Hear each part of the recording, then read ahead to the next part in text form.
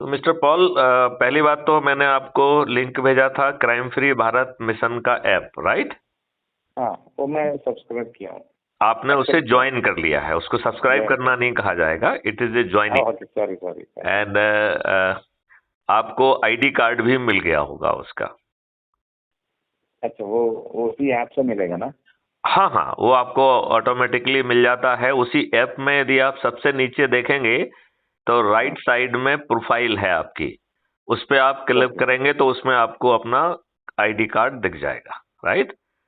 उसमें यदि आपने फोटो डाला है तो फोटो भी होगा, आपका सदस्यता क्रमांक होगा, वो होगा, राइट? अब ये देखा जाए तो एक बहुत बड़ा ताले की चाबी, खजाने की चाबी मैंने आपको दी है। तो आपको लग रहा होगा साहब ऐसा क्या खजाना है जिसकी चाबी मिल गई है मुझे। तो जैसा कि अपन सुबह चर्चा कर रहे थे कि हमारे इन राजनेताओं ने हमको मूर्ख बनाया है। यदि सही मायने में हम देखें तो ये देश दो भागों में नहीं बंटता। यदि जिन्ना नालायक नालायक और दूसरा जवाहरलाल नेहरू नालायक व्यक्ति, ये दो दुष्ट यदि अपनी व्यक्तिगत महत्वाकांक्षा के लिए यदि ये नहीं जी रहे होते तो ये देश शायद एक होता। और नेहरू को, जिसको एक भी वोट नहीं मिला था वर्किंग कमेटी में, वो व्यक्ति कितना दुष्ट होगा कि 0 वोट पाने वाला ने सब अंग्रेजों के माध्यम से और गांधी के माध्यम से मैनिपुलेट करके ना केवल वर्किंग कमेटी का वो अध्यक्ष बन गया बल्कि देश का प्रधानमंत्री बना और अपने जीवन पर्यंत वो प्रधानमंत्री बना रहा। ये वही दुष्ट नेहरू है जिसको वर्किंग कमेटी में एक भी वोट नहीं मिला था, 0 वोट मिला था। और ये इतना दुष्ट व्यक्ति था कि हमारा पहले ही ये डायरेक्ट एक्शन डे का एक्सपीरियंस था कि किस तरीके से हिंदुओं को मैसेकर किया गया था, कैसे जो है ना महिलाओं के साथ बलात्कार किया गया था।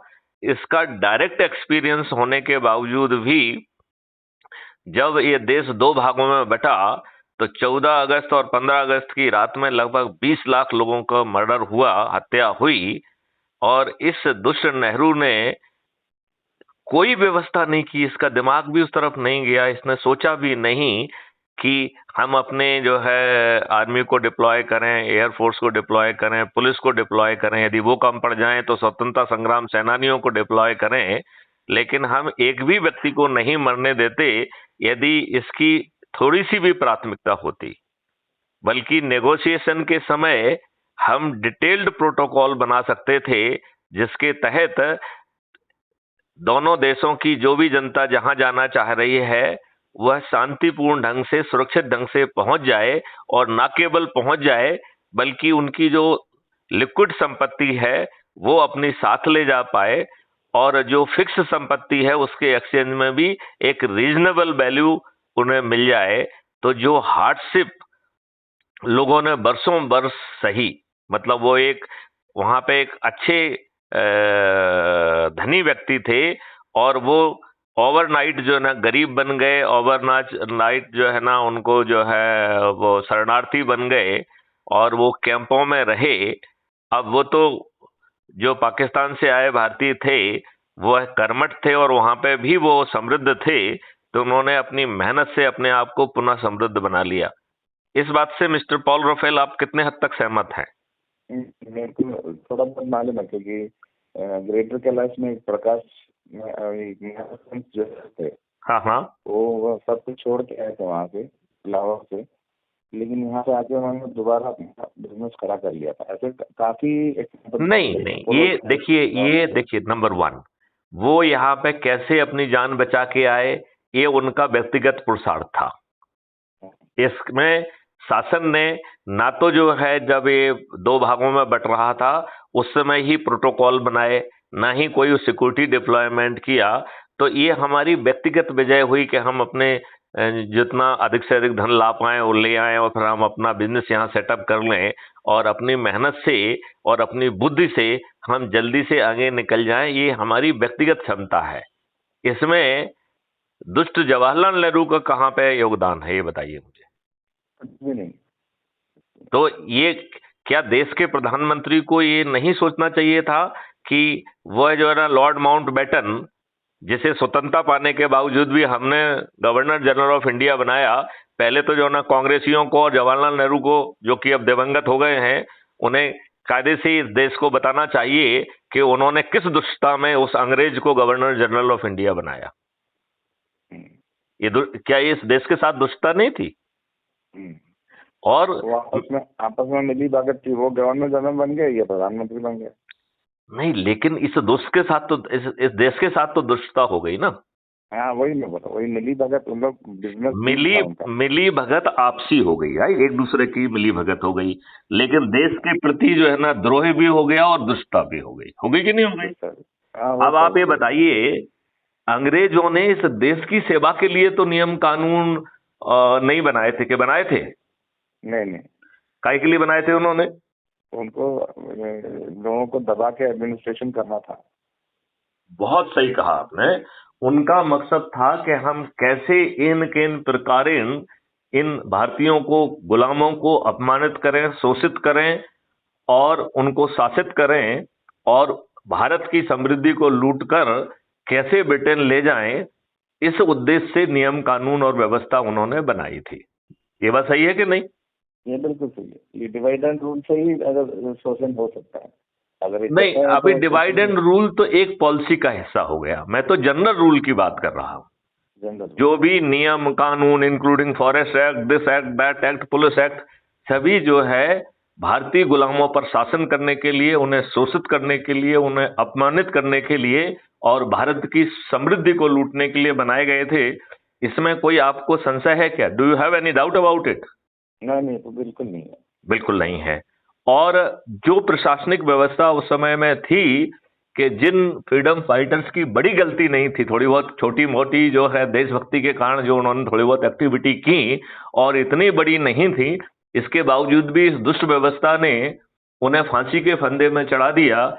इस दुष्ट नहरी ने वही सभी नियम कानून जो भारतीय गुलामों को शोषित, शासित और अपमानित करने के लिए और भारत की समृद्धि को लूटने के लिए बनाए थे, उन्हें बिना कॉमा और फुल स्टॉप बदले आपके ऊपर थोप दिया कि नहीं थोपा? थोप दिया। और वही प्रशासनिक व्यवस्था जिसमें फ्रीडम फाइटर्स की बड़ी गलती ना होने के बावजूद भी उसे सूली पर चढ़ा दिया जाता था, और उस व्यवस्था की कोई अकाउंटेबिलिटी नहीं थी। चाहे वो जलियांवाला बाग करे, चाहे जनरल डायर जो ना गोलियों से जो ना भारतीयों को भून दे, उसका कुछ नहीं बिगड़ता था। वही निरंकुश, अपारदर्शी और इन नेताओं के चरण सेवक व्यवस्था को आपके ऊपर नहीं थोप दिया? यू एग्री विद दिस और not? I agree with this. तो इन 75 सालों में जब हमने अभी बहुत कुछ समय पहले ही अपने 15 अगस्त में आजादी का जो है अमृत महोत्सव मनाया, किसी भी दुष्ट राजनेता ने यह बताया क्या कि गुलामी तो हमने नियम कानून से थोपी हुई है, हम इन्हें बदलेंगे? प्रशासनिक व्यवस्था जो अपारदर्शी है और जिसको और ज्यादा शक्तियां इन्होंने प्रदाय कर दी है, उसको बदलेंगे? किसी भी दुष्ट राजनेता ने कहा? नहीं कहा। अब आप ये बताइए कि ये दुष्ट राजनेता जो हमारे वोट से जीतते हैं, ये क्या हमको रिप्रेजेंट करते हैं या पॉलिटिकल पार्टी को रिप्रेजेंट करते हैं? ये हम लोग को रिप्रेजेंट करते हैं। नहीं, ये हम लोगों को बिल्कुल रिप्रेजेंट नहीं करते हैं, ये केवल पॉलिटिकल पार्टी को रिप्रेजेंट करते हैं। सिर्फ हमारे वोट से जीतते अकेले हैं ये। नहीं, कायदे से हम लोग को रिप्रेजेंट करना चाहिए, जो वो नहीं चाहिए नहीं, आज चाहिए नहीं, हम तो क्या है वो पूछ रहे हैं आपसे। क्या सच्चाई में तो वो अपनी पार्टी को बना करने के लिए अपने पार्टी को रिप्रेजेंट करते हैं, और पार्टी, और ये बहुत ही डरे हुए प्राणी हैं। पार्लियामेंट के अंदर ये पार्टी भिप से डरे हुए हैं और पार्लियामेंट के बाहर जो है पार्टी डिसिप्लिन से डरे हुए हैं। एक नूपुर शर्मा नामक जो है इनकी राष्ट्रीय प्रवक्ता थी, जिसने कुछ गलत नहीं कहा था, इसके बावजूद भी इन्होंने दबाव में आकर उसकी प्राइमरी मेंबरशिप तक खत्म कर दी। तो ये इतने दुष्ट हैं राजनेता, है कि नहीं है? मतलब जो अपने ही राष्ट्रीय प्रवक्ता को अनुचित ढंग से दंडित कर सकते हैं, इनकी दुष्टता की कोई सीमा नहीं है। अब आप ये बताइए, ये दुष्ट राजनेता टिकट किसको देते हैं? आपको नहीं लगता है माफियों को, अपराधियों को, बाहुबलियों को, दल बदलुओं को और अपने नेताओं के जो है परिवार के बच्चों को बेशर्मी से जिन कार्यकर्ताओं के दम पर ये चुनाव जीते हैं, जिन कार्यकर्ताओं ने अपने आप को निछावर करके इनके लिए जुलूस निकाले और सब कुछ किया, रैलियां निकाली, डंडे खाए और अपराध भी अपने अगेंस्ट रजिस्टर कराए और जेल भी गए, उन कार्यकर्ताओं को लात मारते हुए ये देशद्रोही राजनेता क्या जो है अपने स्वार्थ के लिए गलत लोगों को टिकट नहीं देते हैं? बिल्कुल देते हैं। क्या ये अधिकांश राजनेता अनपढ़ गंवार और आपराधिक प्रवृत्ति के माफिया लोग हैं जो आम जनता पर अत्याचार कर रहे हैं, उनका दलन कर रहे हैं, उनका दमन कर रहे हैं, उनकी जमीनों पर वो कर रहे हैं और उनको दबा के उनके विरुद्ध झूठे मुकदमे भी कायम कर रहे हैं? और ये दुष्ट व्यवस्था राजनीतिक दबावों में आम आदमी की तो जो है ना बात नहीं सुनती है, लेकिन इन दुष्ट राजनेताओं के दबाव में फर्जी मुकदमे मासूम लोगों के खिलाफ पंजीबद्ध करते हैं और ऐसे प्रकरणों में झूठे गवाहों के सहारे जो है बेचारे लोग जो है जेलों में सड़ने के लिए विवश हैं। इस बात से आप कहां तक सहमत हैं? सहमत हैं। तो आपको नहीं लगता है कि अब इन नेताओं के पाप का घड़ा भर गया है? टाइम आ गया। तो जो क्राइम फ्री भारत का ऊर्जा मॉडल है वो आपको कुछ कुछ समझ में आया है? ये दिस इज द ऊर्जा मॉडल। बेसिक रूल समझ में आ गया।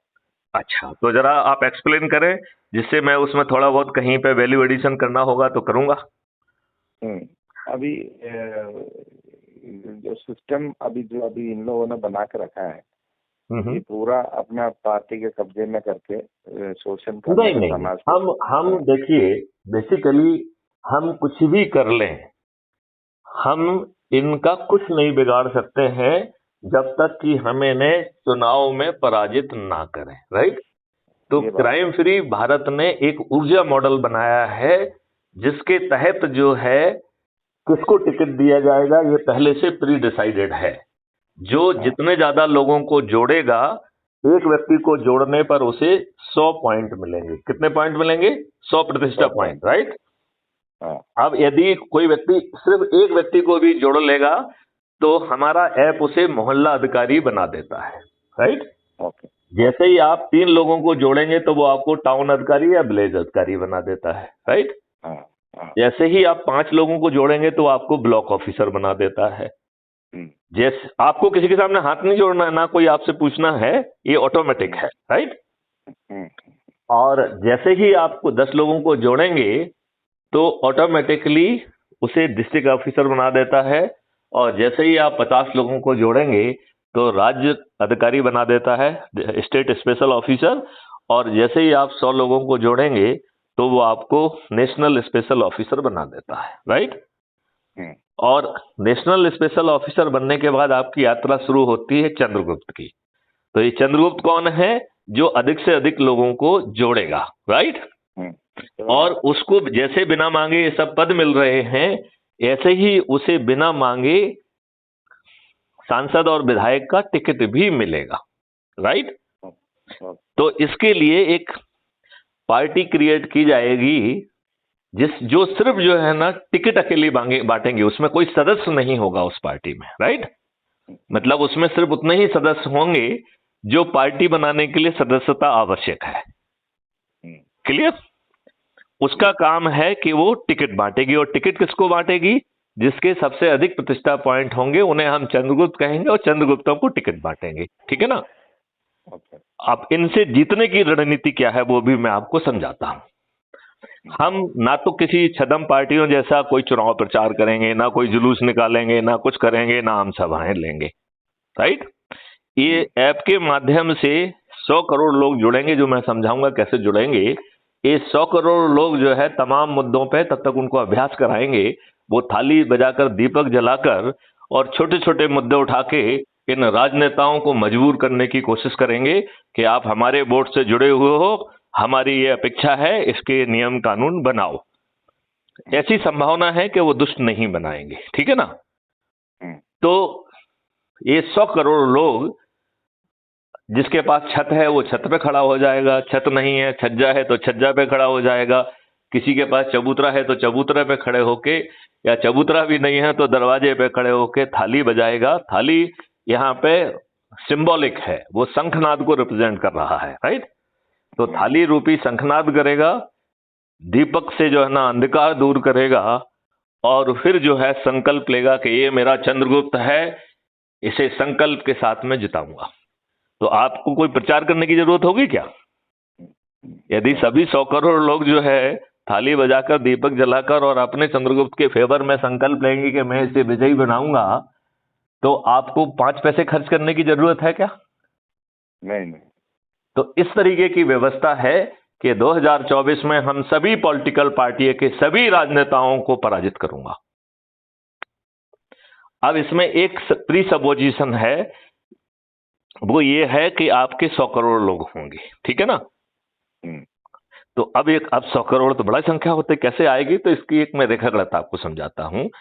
यदि आज मैथिली शरण गुप्त ने जो है ये अभियान चालू किया आज ही, राइट, और संकल्प है, ये जो हम आपसे बातचीत करते हैं इसको कहते हैं ऊर्जाकृत करना। तो हमने आपको अभी ऊर्जाकृत किया और आपने एक संकल्प लिया कि मैं अपने परिवार के सदस्यों को, अपने मित्रों को, रिश्तेदारों को, और जो विभिन्न सर्कल्स आपके हैं, अपने प्रभाव क्षेत्र के सर्कल के जितने भी लोग हैं उनको जोड़ेंगे, और इसमें सर्कल में या इन सभी में कोई विद्वान सेल्फिश खुदगर्ज व्यक्ति है जो कि सिर्फ अपने लाभ के लिए सोचता है, उसे ऐसे चरण सेवक को जो है हम पत्थर मान के नजरअंदाज करेंगे, ठीक है ना। बाकी लोगों को जोड़ेंगे। क्लियर? तो यदि हमने आज जो है मिस्टर पॉल को नंबर 1 मान के 8 और लोगों को जोड़ा, तो हम शाम तक 10 लोग हो जाएंगे कि नहीं हो जाएंगे? हो जाएंगे। तो पहले दिन हम 10 हो गए और संकल्पित हैं, ऊर्जाकृत हैं, अंदर से जोश है, तो हम 10-10 लोगों को जोड़ेंगे। तो इस प्रकार दूसरे दिन 90 लोग जुड़ के 100 हो जाएंगे कि नहीं? हो जाएंगे। राइट। अब जो है ना तीसरे दिन ये 100 लोग जो है 10-10 लोगों को जोड़ेंगे, तो 900 लोग जुड़ेंगे और हम 1000 हो जाएंगे तीसरे दिन। हो जाएंगे। राइट। अब जो है ना 1000 लोग जब 10-10 को जोड़ेंगे तो 900 लोग जुड़ के हम 10,000 हो जाएंगे चौथे दिन। 5वें दिन हम 1 लाख, 6वें दिन हम 10 लाख, 7वें दिन 1 करोड़, 8वें दिन 10 करोड़ और 9वें दिन 100 करोड़। तो आपको लगेगा बाप रे बाप, ऐसे कैसे होगा, 100 करोड़ तो बहुत होता है। तो हम इसकी जरा उल्टी गिनती करते हैं। 9वें दिन जो 90 करोड़ लोग जुड़ेंगे उनके पास कोई दिन शेष नहीं रह गया है, तो 90 करोड़ लोगों को एक भी व्यक्ति को नहीं जोड़ेंगे तो भी हमारा संकल्प पूरा हो जाएगा। तो क्या खुद को जोड़ना कठिन काम है? नहीं है। ठीक है।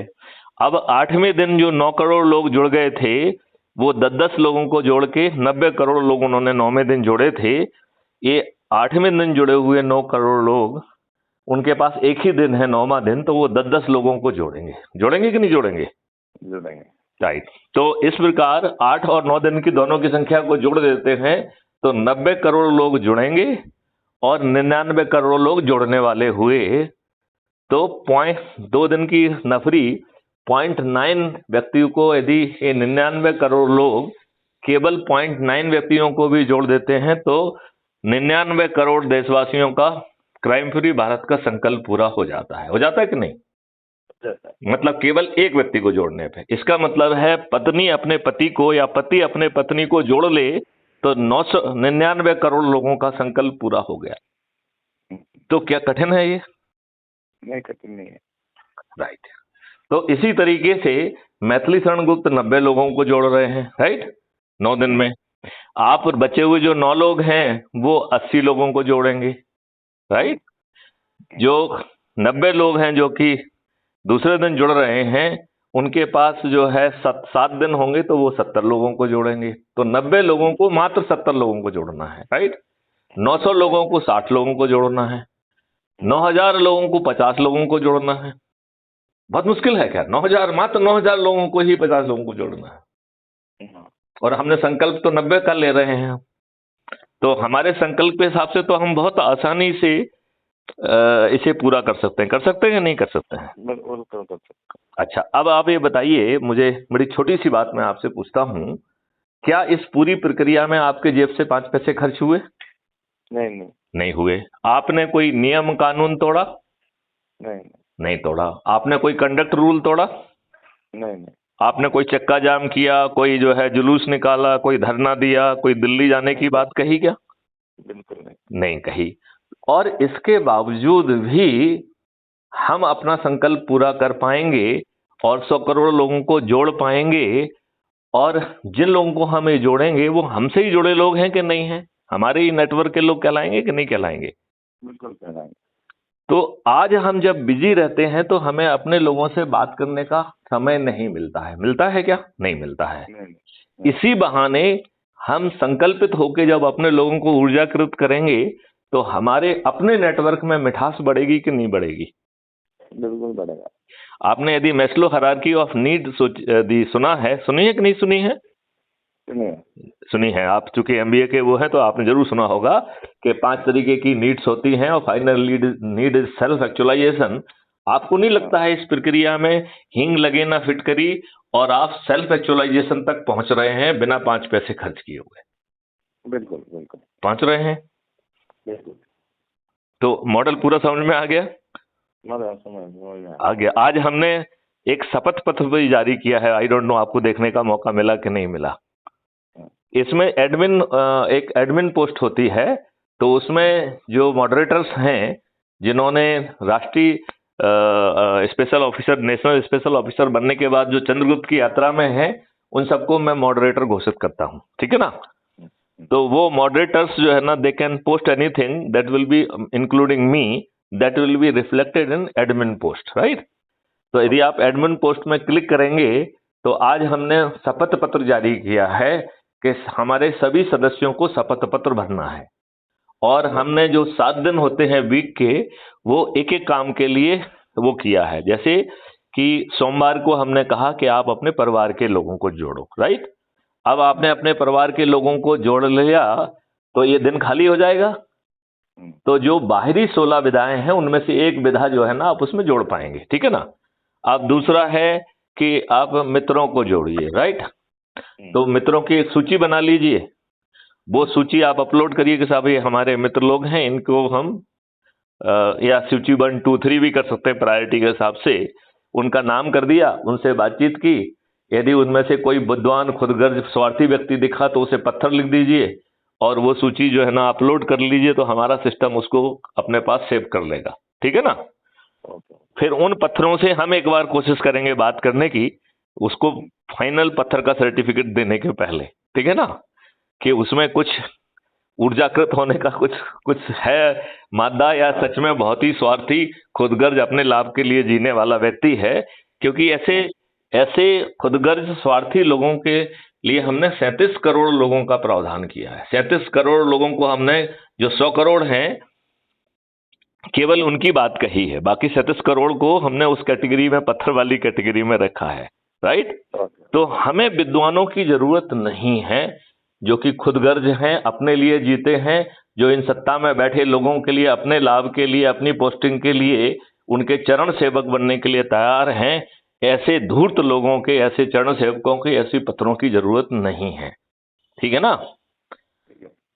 और सिस्टम ने एक चाणक्य दे दिया है उनका, जिसका नाम मैथिली शरण गुप्त है, जिसने टेक्नोलॉजी से लेके कानूनों के ड्राफ्ट बनाने का जो है ना संकल्प उठाया है।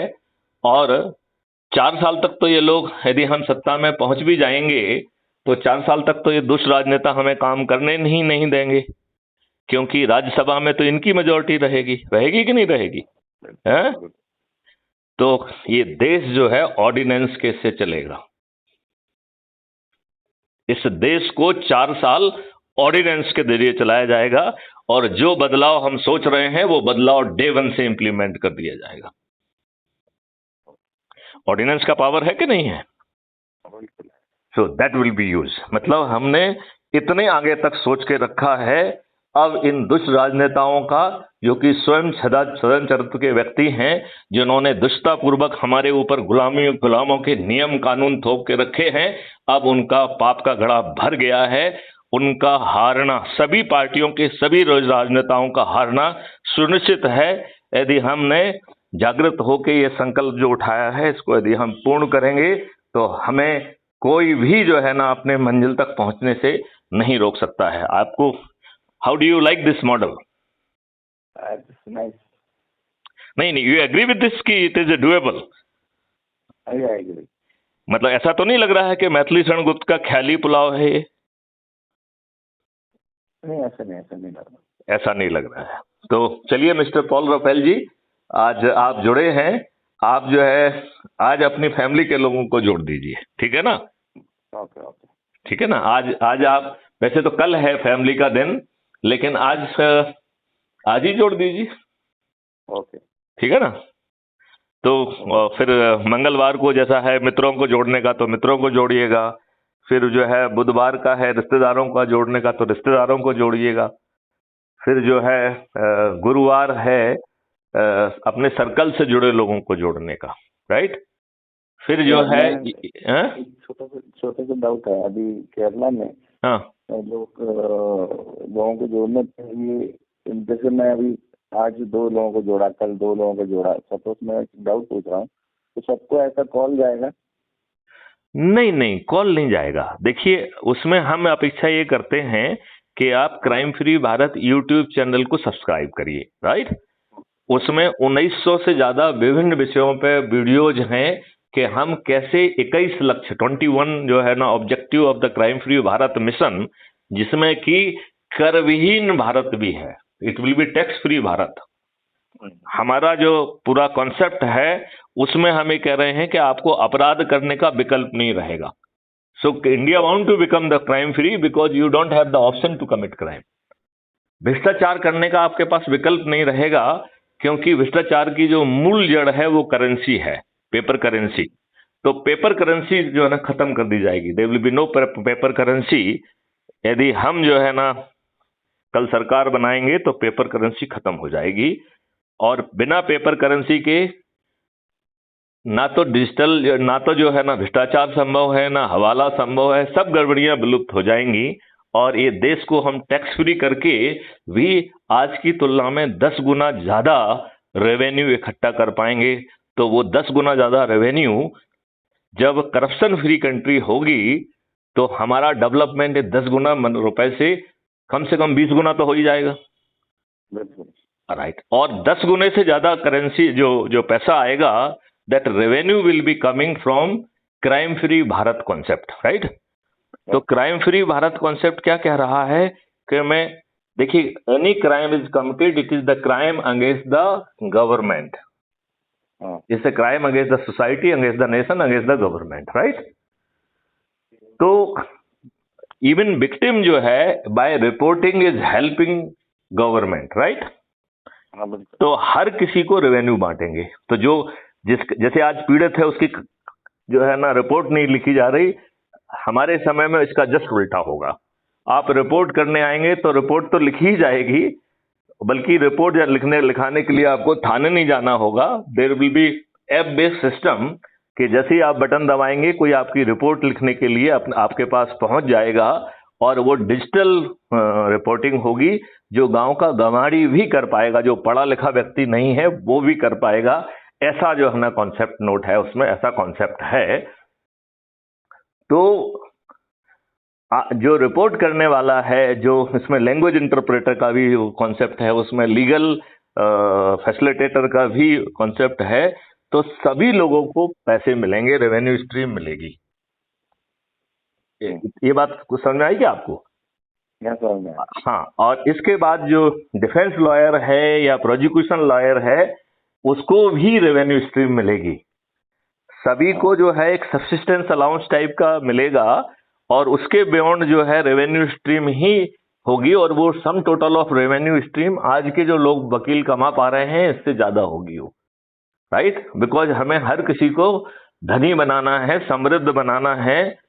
हम ये कह रहे हैं कि 2024 से अपन शुरू करते हैं, 5 साल के अंदर 2029 तक जो है हम इस देश को इस हालत में ले जाएंगे कि इस भारत में गरीब रहने का ऑप्शन खत्म हो जाएगा। यदि कोई गरीब बने रहना चाहता है तो भी वो गरीब नहीं रह सकता है। जैसे क्राइम करने का ऑप्शन नहीं है, भ्रष्टाचार करने का ऑप्शन नहीं है, ऐसे ही इस समृद्ध भारत में गरीब बने रहने का भी ऑप्शन नहीं होगा। मतलब it is so powerful concept. तो इवन जजेज को भी जो है ना एक मिनिमम सैलरी मिलेगी, बहुत बहुत मिनिमम, और उसके बाद वो जितना जो है ना कंट्रीब्यूट करेगा in the form of sitting and doing, उसको भी रेवेन्यू स्ट्रीम मिलेगी, राइट। और इस रेवेन्यू स्ट्रीम का सम टोटल है, उसमें 2 का मल्टीप्लाई करके अपराधी से वसूल किया जाएगा। तो हर पनिशमेंट के 2 कंपोनेंट होंगे, एक है जेल जाने वाला और दूसरा कंपोनेंट है फाइनेंशियल कंपोनेंट, राइट। अब यदि आप गरीब आदमी हैं और आपके पास पैसे नहीं हैं तो ये फाइनेंशियल कंपोनेंट जो है वो आपके बच्चों से वसूल किया जाएगा। मतलब we want to create a pressure कि तुम्हारे बच्चे तुमको अपराध नहीं करने देंगे। तो लोग बाग जो है आगे चल के हमारे सिस्टम में अधिकांश लोग जिनके हाथ से अपराध घटित हो जाएगा, they will prefer to immediately confess it, right. क्योंकि कॉन्फेस करने में फाइनेंशियल लायबिलिटी बहुत कम होगी, राइट।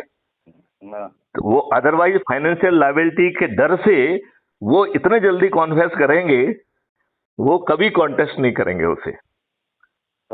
और it will be creating 10 times more revenue than what government is creating today, जिसमें वो महंगाई से आपकी कमर तोड़ दे रही है, टैक्स से कमर तोड़ दे रही है। हमारा भारत टैक्स फ्री भारत होगा और हमारे पास आज की तुलना में 20 times मोर रेवेन्यू होगा।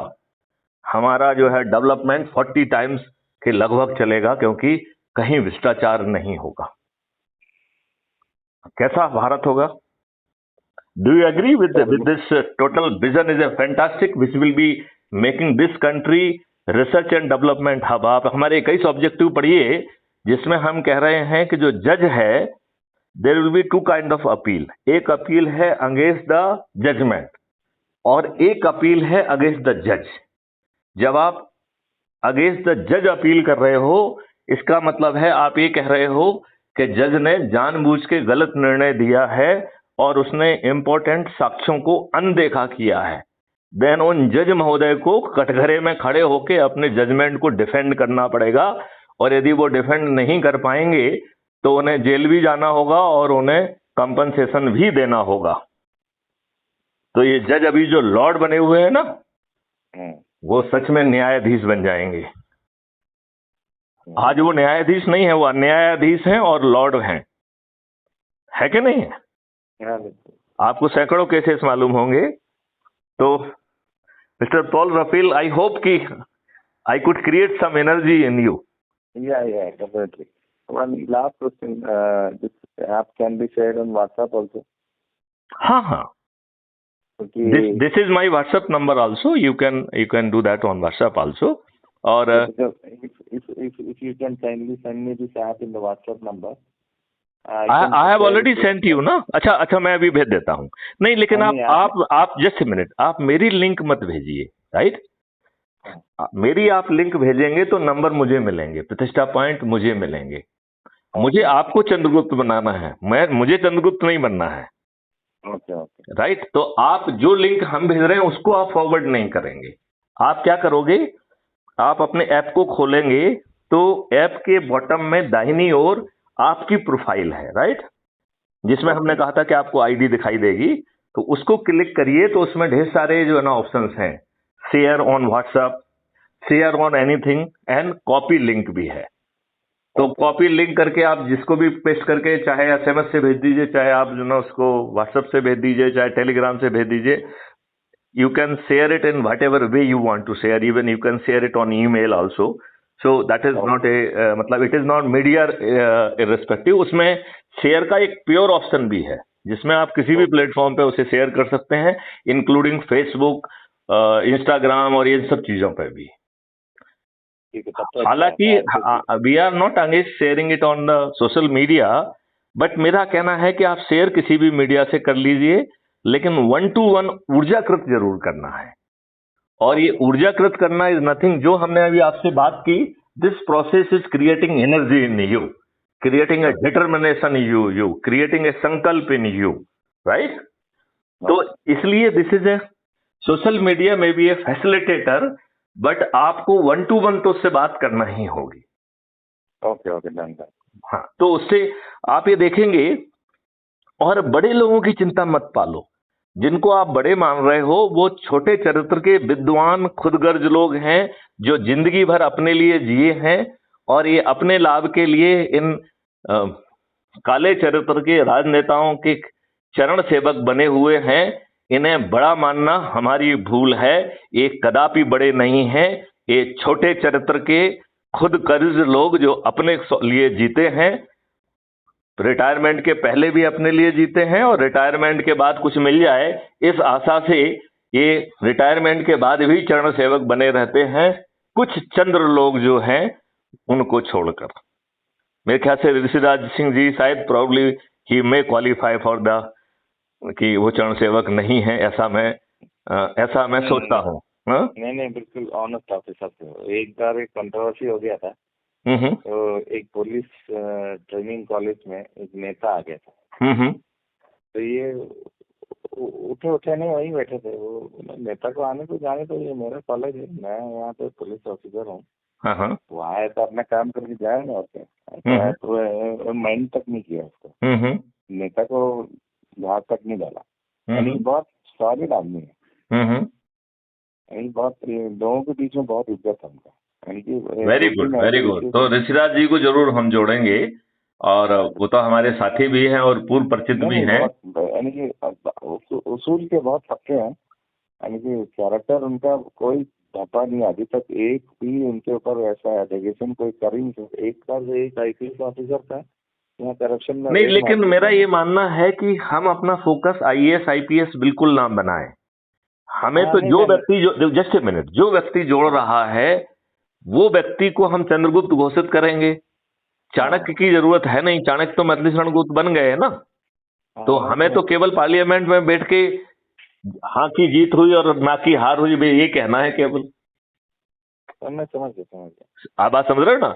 तो फिर चाणक्य यदि नहीं भी होंगे तो कोई प्रॉब्लम नहीं है ना, अपन तो कम विद्वान लोगों से काम चला लेंगे ना। मैं बता रहा था आपको, इधर बहुत नाम रखा उनका। नहीं, मैं उनको जानता हूँ। I will certainly speak. आपने हमको नंबर भेज दिया क्या? नंबर भेज दिया। चलिए ठीक है, मैं जो है उसको सेव करता हूँ और उनसे बात भी करूंगा। तो मिस्टर राफेल, लोग आएंगे, उनके साथ में काफी लोग जुड़े होंगे।